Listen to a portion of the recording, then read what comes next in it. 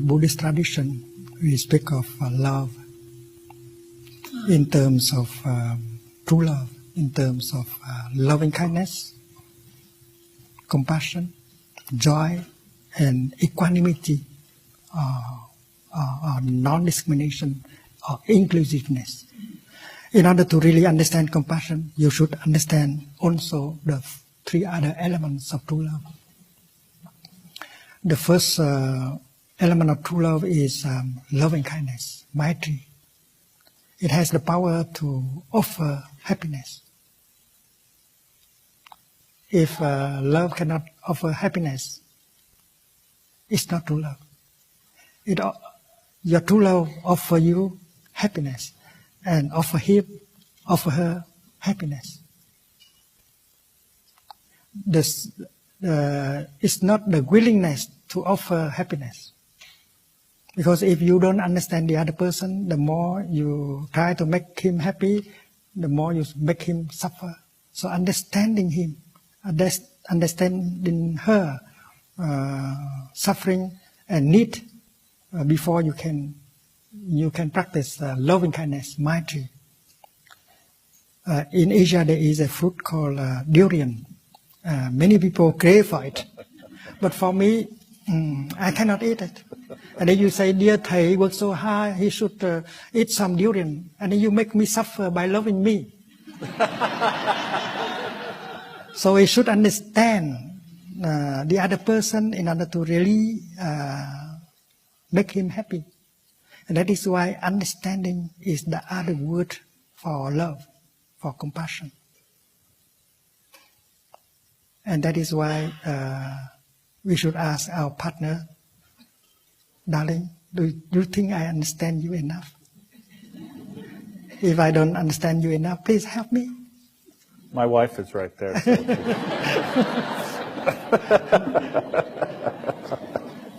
So Maitri, loving kindness, is not just the willingness to make a person happy, but the capacity to make him or her happy, and that requires compassion, understanding.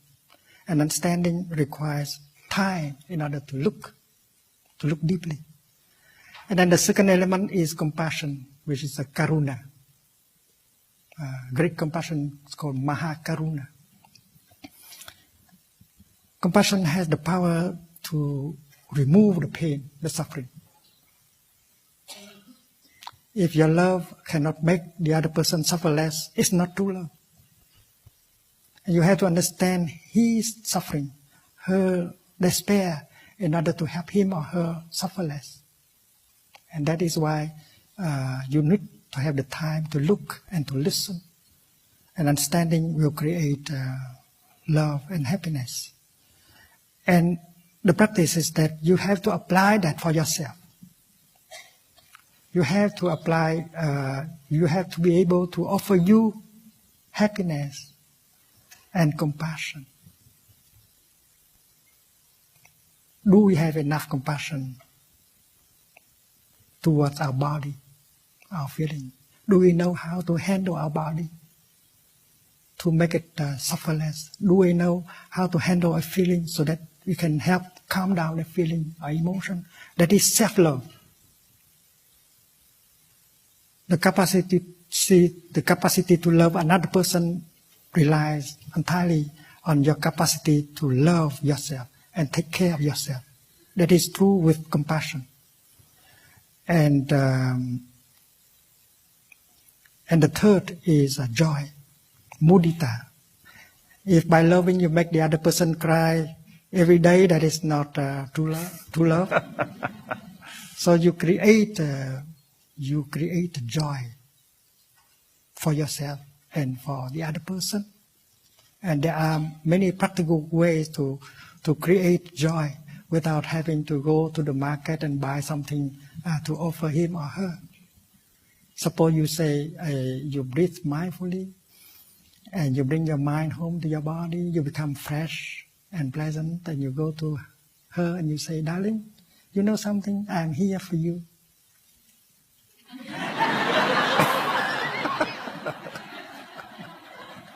How can you love if you are not there? To love means to be there. To be there for the person you love. If you are so busy in your work, if you are so busy making money, and then you have no time for yourself and for your beloved one. And that is why mindful breathing, mindful walking, to bring your mind home to your body and to be relaxed, fresh, and loving, and pronounce a mantra, darling, I am here for you. And that is to bring joy for yourself and for the other person. And when you are truly there and offer your presence to him or to her, you have a chance to acknowledge the presence of the other person as something very precious to you. And that is why you can pronounce the second mantra. Darling, I know you are there and I'm so happy. That is, to be loved means to be recognized as existing. And if you drive your car and you think of everything else except the person sitting next to you, she cannot be happy at all. So while driving, you use your mindfulness, embrace her, and you say, darling, you know something? I know you are there next to me. I am so happy. So there are very simple practice like that, practice of mindfulness that can bring joy. And if he is in the office, you can practice the mantra of your telephone or send him an email with the content, darling, I know you are there and I'm very happy. And that is why creating joy is true love. And the fourth element is inclusiveness. We cannot understand compassion deeply without understanding the fourth aspect of true love. In true love, there is no discrimination anymore between the lover and the beloved one. You cannot say, that is, darling, that is your problem.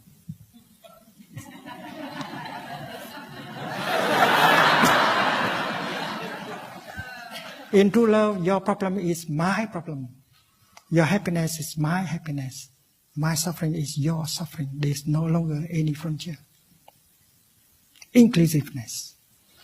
In true love, happiness and suffering are no longer individual matters. And if you continue to love like that, you begin to embrace all of us into your love.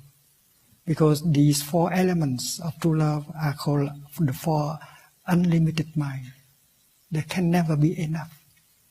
You begin with one person, and then if you follow the path of true love, your heart go open, open, open, and you will embrace all of us inside.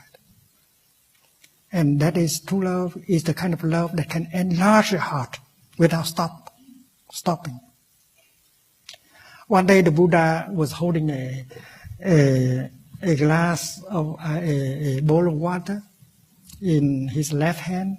He's holding a handful of salt in the right hand, and he poured the salt into the water and he stirred. And he asked the monks, my dear friends, do you think that you can drink that water? It's so salty. But if you throw that amount of water into a big river, it will not make the river salty at all. And thousands of people continue to drink the water in the river.